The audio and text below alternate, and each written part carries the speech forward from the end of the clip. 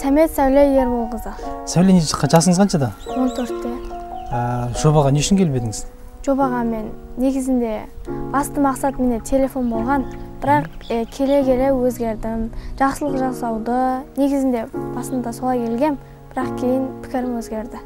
Жобада кімді жақсы өзіңе жақын тарттыңыз? Жансай әпшемен сізді. Жансай әпкеңіздің қандай сипатына қарай? Адамдар тез өзіне баурап алу, берімділік жағы, ақ көңіл, жақсы адам. Ал сіздің бір сөзді нақтылап айтқаныңыз, актерлық жағыңыз ұнады. Және де ана деген ұғымды жақсы түсіндіріп бердіңіз маған. Өмірді қолданасыз ба? Қолданам. Жобаға қандай тілегіңіз бар? Жобаға тілегім осы жұмыстарыңыз алға баса берсін. Адамдарға жақсылықты үйрете беріңіздер, ізгілікте жарыса беріңіздер. Алға баса берсін. Жақсы. Сіздің қолыңызда осындай мүмкіндік болса, сіз қандай жоба істер едіңіз? Ал мен жағдайы жоқтарға, көшеде отқандарға садақа беретін едім, мешіт салатын едім, осы ауылды гүлдендіретін едім. Тамаша, жақсы.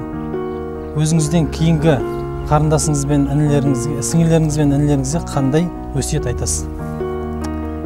Жақсы бол деймін, үлкендерге құрмет көрсет, кішілерге ізет көрсет, адамдар өткен кезде амандас,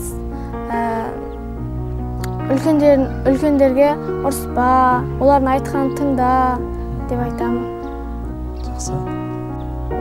Монологқа ұқсас, жылататын, адам жүрегіне тез тиетін, өзіне тез қабылдап алатын, өзіне әсер алатын әндер айтқым келеді. Сіздің әніңізден әсерленген көрерменнен не күтесіз? Қошемет күтем. Сосын маған деген жаман пікірлерін қабылдамауды күтем. Жақсы. Рахмет, Сәуле.